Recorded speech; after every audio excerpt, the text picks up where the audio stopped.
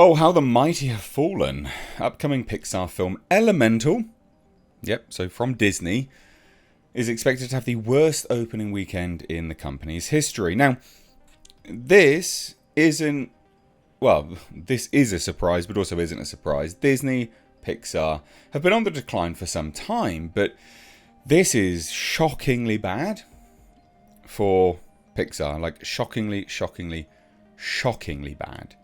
And it's not a massive surprise. Like, even just this screenshot that you can see on the screen, it just looks drab. It looks crap. The animation looks garbage. It looks very paint by numbers. You know, Pixar seems to have lost their, I don't know, je ne sais quoi, the wow factor that sort of kept them on top. But this one is abysmal. And you'll see, actually, as we get through this article, the various screen grabs from the trailer, it looks real bad. Like, the effects look terrible. Real bad animation. So, let's take a look. Hit subscribe if you're new here. Couldn't happen to a better company, could it? Let's be honest.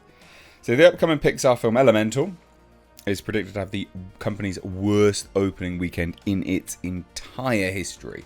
Now, I know a lot of people will poke, sort of reference, oh, well, we're in a recession, cost of living's going up, etc. And you know what? That's all true.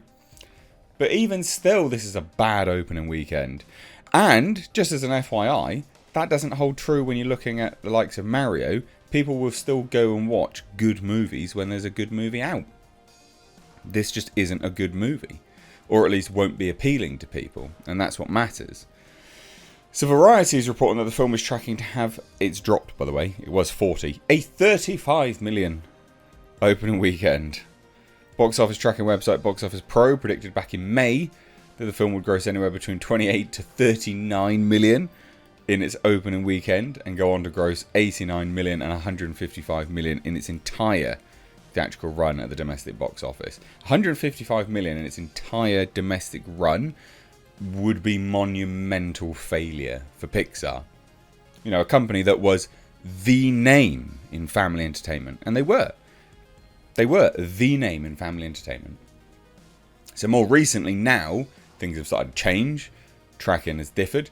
Box Office Pro is now predicting that the film will have an opening weekend between 31 million and 41 million. They would specifically claim it would only earn $33 million. Now, Box Office Pro, not massively reliable, not horrendous either. But yeah, this is still bad nonetheless. And I can believe some of this as well. And again, just this. Look at this visual effects. Look at this. What is this? Like, the animation's garbage. It's so bad. It's so bad. So even if the film hits the 41 million mark, it will have the worst opening. So even on the high end, the worst opening of any Pixar produced film ever. And according to The Numbers, so another website, the three Pixar films with the worst opening weekend at box offices are Toy Story with 29.1 million. That's not something to massively reference when you adjust for inflation and things like that. It's not actually horrendous, to be fair. And that would also go on to be a cult hit and a massive smash in the end. Onward with 39.1. And The Good Dinosaur with 39.1. And The Good Dinosaur is considered just a huge flop. And even they note here, if you adjust for inflation, Toy Story opening weekend gross comes to $58.1 million. Onward's opening weekend clocks in at 45.9 million. And The Good Dinosaur's opening weekend gross comes in at 50.2 million. God, look at this stuff. God, were they just not like on cruise control here doing this? So the poor opening weekend means that the film was likely to be a box office bomb, highly likely, and even the Hollywood Reporter has been noting that as well, that most Pixar films are believed to cost around $200 million to produce. $200 million for this? Goodness me, what are you doing? Where are you spending the money?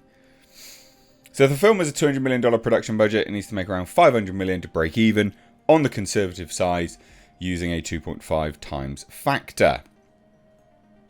And it could also need to make 600 million if you use a 3 times factor. So there's an argument to be had for which we're using here. 2.5 to 3. 2.5 seems to be a lot of people use, but I do think sometimes that's quite fair. And a little bit too conservative, because these marketing budgets have become absolutely insane.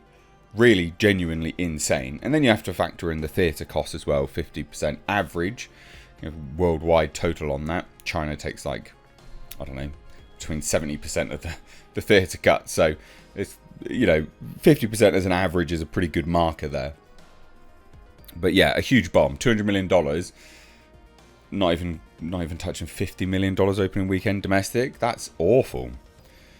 Now again, this isn't a sign that people don't want to go to the theatres. People do want to go to the theatres. Super Mario Brothers proved that. I mean, you had way back when Spider-Man Far From Home. That proved that as well. It's just that people don't want to watch shitty films, or what they deem to be shitty films. So according to the film's production notes, the film is set in an element city where fire, water, earth and air residents live together. And the story introduces Ember, a tough, quick-witted and fiery young woman whose friendship with a fun, sappy, go-with-the-flow guy named Wade challenges her beliefs about the world they live in and the person she wants to be. I mean, it's the most paint-by-numbers Pixar film you've ever heard. So the film's director, Peter Son, revealed he self-inserted himself. I hate it when people say that. Just say he self-inserted into the film. And his wife into the characters. I started layering in my relationship with my wife. I'm Korean and she's American, half Italian. I hid the relationship from my parents at first because they, in an old school way, wanted me to marry someone Korean. My grandmother's dying words were literally, marry Korean. Jesus, alright then.